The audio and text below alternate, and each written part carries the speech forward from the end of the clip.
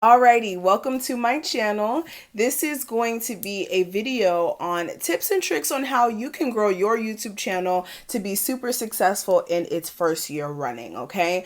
Before we actually get into the juiciness of what exactly you guys need to know to help you grow, I'm going to introduce myself. My name is Crystal Corian. I am going to be your digital marketing consultant or your social media guru, whatever you want to call me. And I'm just here to help you actualize your dreams and make them a reality for your everyday experience. Okay. So we're going to go ahead and get straight into it. This is going to be my top 5, I guess, tips on how you can be successful on YouTube and grow a platform fairly quickly. Just so that I can actually kind of preface the information so you guys know exactly how I can give you that tip or those tips, those tips and tricks to push you forward.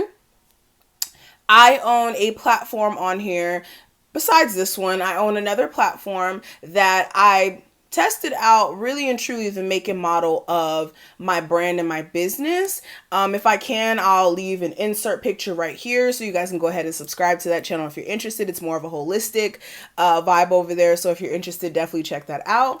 But I started a platform a year ago on YouTube, and that platform grew fairly quickly. I'm talking about 5 million views in the first year and about 50K subscribers as well. So I do know a couple of things here and there in regards to how you can grow your platform. I've learned some tricks of the trade here and there. So I'm just going to share those tips with you. Hopefully they help you. Hopefully you're able to take something from this and apply it to your YouTube channel. And also, for all of my beautiful people out there who are thinking about starting a YouTube channel, I hope that I inspire you to actually go ahead and start one and start building your brand, or just start putting your creative genius out there. Okay, so let's go ahead and talk about the first tip that I have for you. So for my beautiful people out there who are interested in starting a YouTube channel, the first tip I'm going to give you is actually start your YouTube channel. I know you guys are probably going to be like, I hear that everywhere. It's really important though, because sometimes we're so gung-ho on the material that we need to be successful as far as cameras, filming equipment, what else? Tripods and things of that sort, high-tech green screens. Like, we think that we need the whole nine, and really less is more with YouTube. I find that finding a nice space where you can make it something that's not too much but personable enough for you so that your YouTube platform can have a little touch of something different. I find that is something that's actually awesome for the platform that you're trying to build. So less is more. Don't think that you need to go full blown green screen, a million cameras, different angles, and things of that sort. Understand that less is going to be more for you, okay? And also, when it comes to just starting your YouTube channel, because again, that's where people kind of get tripped up and they forget, like, look, yes, you can do the proper research to kind of know how to get out there and put your foot through the door, but the most important thing as well is actually putting your foot through the door, okay? Along with that as well, this is also building that sense of self-confidence in yourself as well to start a YouTube channel. Understand that it does take a lot of confidence. I can understand how it could be a lot for somebody to put themselves in a space of, sharing their life and it being up for public criticism. But the most important thing for you to do is to understand that the people that are going to follow your platform are going to be genuine people who genuinely, okay, want to check out your content, are subscribed to you because they want to see what you have to say. So start your platform, see where it takes you, because you'll be surprised how a platform that started off with 0 subscribers can ultimately land into a platform or become a platform with over 100,000 subscribers or 200,000 or even 1,000,000. So you never know your own potential until you put yourself out there. Okay. Now, for the next tip, the next thing that I would definitely advise you guys to do when you're starting a YouTube channel, get an understanding of what type of brand or content creator you want to be. Are you going to be a person who's centered around gaming? Are you going to be someone who's centered around more holistic videos? Or are you going to be someone who's like more of a mukbang recipe type of channel? What is your content going to be about? And it's important that you're making sure that you're picking content that you're genuinely interested in, because your viewers and also just you yourself, you guys will be able to tell where you're not interested in your own content. And after a while, it's going to be a drag to update the page and to update the content as well. So make sure that you're not putting yourself in a space of just hating your own channel essentially, or hating what exactly you do on the YouTube platform based off of the fact that you've applied yourself to that certain field or certain type of content and you're not genuinely interested in it, or it's only just because it's income driven that you chose that field. So definitely keep in mind that it's important that you're genuinely connected to your content when you are starting. So that's going to be my tip number 2. Genuinely be connected to your content so that you can have a genuine audience that's also connected to your content as well. Okay. So that's going to be tip number 2. Now for tip number 3, this is going to be very, very important. When you are starting out your journey on content creating, make sure that you are taking heed to exactly how you're uploading your videos.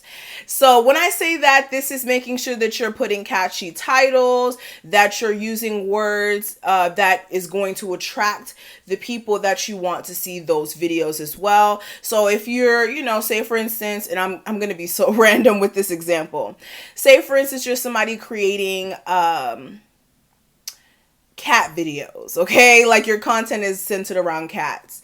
You want to make sure that you're putting in the title a very good way, or not a very good way, but a very good description of exactly what you're or not describing, but what you're doing in the video. So if you are playing with your cat, in the title put "playing with my cat and we are," or something of that sort. You guys get what I'm trying to say.